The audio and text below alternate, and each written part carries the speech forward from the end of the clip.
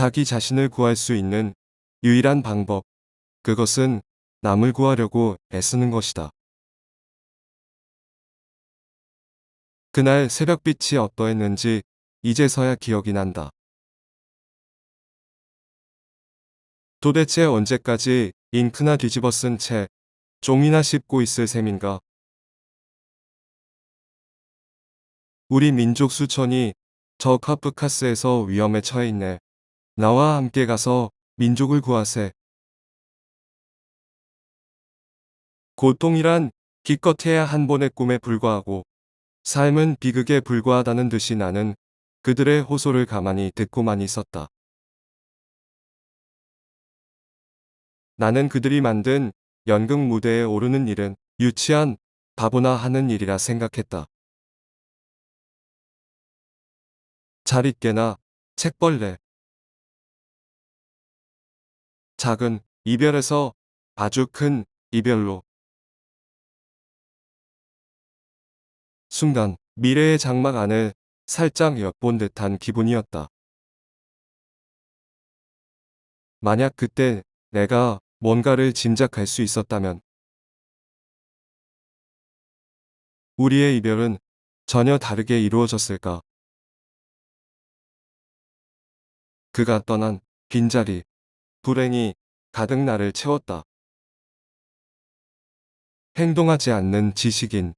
그것은 나의 삶 전체를 부정하게 만드는 상징이자 표식이었다. 나는 이제 내게 부여된 이름을 부정하고 내 영혼에게 말하고자 한다. 내 영혼이여, 지금까지 넌 그늘 속에 살면서 그걸 즐겼지. 이제는 내가 너를 실체 앞으로 데려가겠다. 이제 나는 정신의 그림자를 떠나 단순한 사람들, 노동자, 농민과 함께 살아가리라. 여행 중이여, 나도 데려가 주시오. 65살쯤 되었을까. 크레타 섬으로 가기 위해 들른 카페에서 우연히 그를 만났다. 비쩍 마른 몸, 끊기 슬프기도 냉소적이기도 불타오르는 것 같기도 한 그의 눈. 왜죠? 왜 내가 당신을 데려가야 하죠? 당신은 무슨 일을 했었죠? 그 손은 왜 그런 거죠? 이제 보니 앉아서 묻기만 하네. 왜요? 당신은 왜요밖에 모르는 거요. 왜요 좀 그만 좀 해요. 질문은 내가 세상을 이해하고 이해받을 수 있는 유일한 도구였다. 영원하고 부질없고 어리석은 질문들. 왜와 무엇 때문에는 언제나 우리의 마음을 어지럽힌다.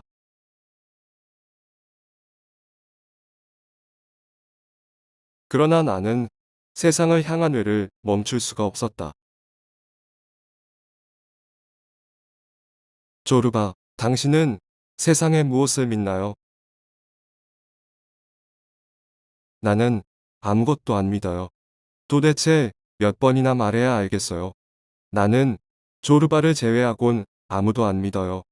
조르바가 다른 인간들보다 나아서가 아닙니다. 조르바 역시 짐승이지요. 하지만 난 조르바를 믿습니다. 조르바가 내가 아는 유일한 인간이고 내가 마음대로 할 수 있는 유일한 인간이기 때문이에요. 나머지는 다 유령들이에요. 이 눈으로 보고 이 귀로 듣고 이 내장으로 소화합니다. 내가 죽을 때 모든 게 죽는 겁니다. 조르바의 세계 전체가 가라앉는 거죠. 뱀은 어머니 돼지와 접촉하고 그것과 결합해 한 몸이 된다. 조르바가 바로 그런 사람이다. 그러나 나의 눈은 별을 향해 있다. 땅이 아닌. 많은 사람들이 죽음을 두려워하죠. 나는 죽는 건 두렵지 않아요. 하지만 나이 먹는 건 두렵다는 겁니다. 어머니와 같은 대지에서 탯줄이 떨어지지 않은 살아있는 가슴과 따뜻한 목소리. 위대한 야성의 영혼을 지닌 남자. 알렉시스 조르바. 자유로운 인간. 나는 그에게 아무 말도 할 수가 없었다. 나는 부처로부터 벗어나고 나의 모든 형이상학적 불안인 말들로부터 자신을 구하리라. 헛된 욕망으로부터 마음을 해방시키리라. 그러나 정작 나는 붓다라는 개념에 갇혀 사랑, 진리, 영원이라는 우물안을 맴돌고 있을 뿐이었다. 나는 조르바로부터 다시 세상을 배우고 싶었다. 산다는 게 곧 말썽이요. 골칫거리입니다. 죽으면 골칫거리가 없어지겠지요. 살아있다는 게 뭘 의미하는지 알아요? 뭘 두려워하는 건가요? 당신은 젊어요. 사랑을 해요. 나는 인생을 허비하고 있으며 과부와 나는 태양 아래서 찰나를 살다가 영원한 죽음 속으로 들어가게 될 두 마리 벌레였다. 다른 생은 없다. 생은 이번 한 번뿐이다. 하지만 내게 용기는 없었다. 나의 인생은 길을 잘못 접어들었고 타인과의 접촉은 오직 나만의 독백이 되고 말았다. 조국에서 해방되고 신부들에게서 해방되고 돈에서 해방되었지요. 말하자면 나는 걸러진 거예요. 나는 가벼워졌어요. 말하자면 나 자신을 해방해 비로소 진정한 인간이 된 겁니다. 사물을 태어나 처음 보듯이 보는 것. 이것은 위대한 몽상가가 시인이 사물을 보는 방식이다. 그들은 실제로 보는 것이 아니라 스스로 창조하는 것이다.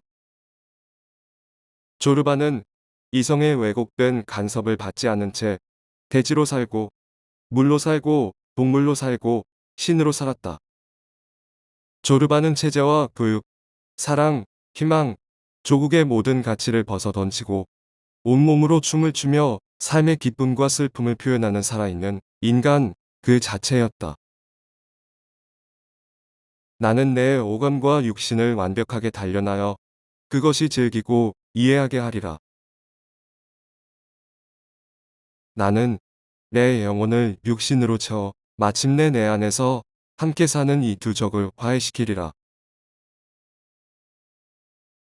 나는 인간이라는 물방울을 드넓은 대양으로 실어 나르는 저 어둡고 위험한 해변으로 들어가려고 애썼다. 조르바의 산투리에 얽힌 노래소리가 들려온다. 청춘에게 자유를 주어라. 청춘은 다시 오지 않는다. 대담한 자여, 끝까지 밀고 가라. 격정이 당신을 이끄는 대로 가라. 막아서지 말고 후회하게 하지 마라. 나는 결코 조르바처럼 살지는 못할 것이다. 한 줌의 흙으로 돌아갔구나. 배고파하고 웃고 입도 맞추었던 한 줌의 흙. 안녕히, 오르탕스 부인. 그는 눈물을 훔쳤다. 또스 당신에겐 딱 한 가지가 부족해요. 바로 광기. 또스, 우리 함께 춤을 출까요? 나는 울기 일보 직전이었다. 이별은 예리한 칼로 자르듯 단숨에 이루어졌다.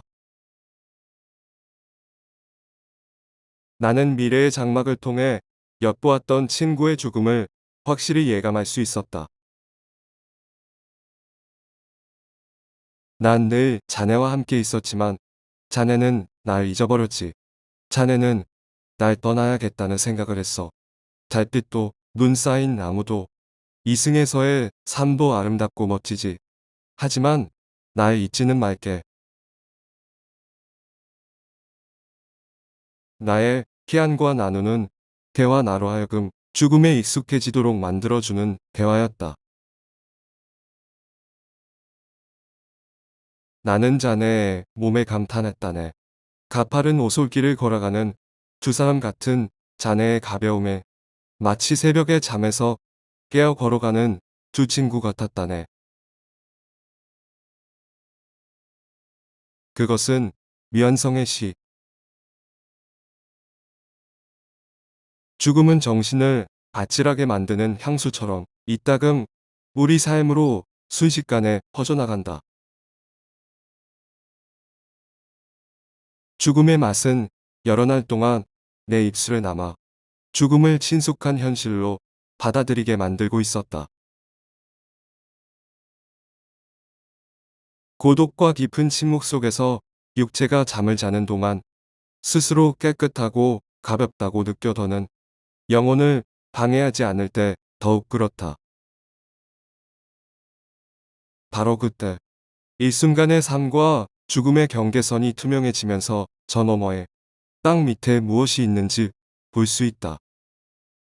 나는 알고 있었다. 지는 해를 바라보는 그 순간에 조르바 그에게 마지막 편지를 받을 것이라는 사실을. 그리스인 조르바는 소설, 서사의 형태를 띤 철학서입니다. 혹은 철학의 복잡한 개념을 서사로 풀어내 인물을 창조해내고 이야기를 직조한 철학 소설입니다. 혹은 두 남자의 여정을 묘사한 로드무비라고도 볼 수 있습니다. 그리스인 조르바를 위해 그 무엇으로 보든 생각의 힘은 니체와 프로이드가 그리스인 조르바에서 힘껏 춤을 추고 있는 모습을 목격했습니다. 니체의 정신 영혼과 몸 육체에 대한 사유, 자아와 자기, 자신의 차이에 대한 사유. 이 두 철학자이자 정신분석학자의 핵심 개념들이 소설 속에서 자유자재로 춤을 추며 밤하늘의 별로 사라지고 있습니다. 니체는 차라투스트라는 이렇게 말했다 해서 이성의 생각과 몸의 행동 사이에 어떤 인과 관계도 없다. 그리 착각할 뿐이다. 게다가 이 사이에 몸의 무의식까지 넣어버리면 이 세 가지 사이에 어떤 인과관계에 수레바퀴도 돌지 않는다는 것을 알게 된다. 고 말했습니다. 또한 프로이드는 정신분석학에서 자아인 에고는 무의식의 에너지인 이다 앞에서 얼마나 무력하고 갈기갈기 분열되는지 보여줍니다. 그리고 이러한 니체와 프로이트의 다층적인 존재로서의 자아와 무의식의 나와 몸의 나 자신이 조르바와 화자 속에 들어가 춤을 추고 있습니다. 마침내 니체가 그랬듯 프로이트가 그랬듯 조르바는 말합니다. 당신에겐 또 다른 당신인 광기가 부족하다고, 책상과 잉크로 존재하는 고상한 자아의 늪에 빠져 있다고. 어쩌면 인생의 새로운 수준의 행복과 기쁨은 내 안에 광기를 알아내고 활용하는 것에 달려 있는지도 모릅니다. 약 2500년부터 3000년 전 노자가 다음과 같이 말했듯이 오, 상, 바, 내가 나를 초상치른다.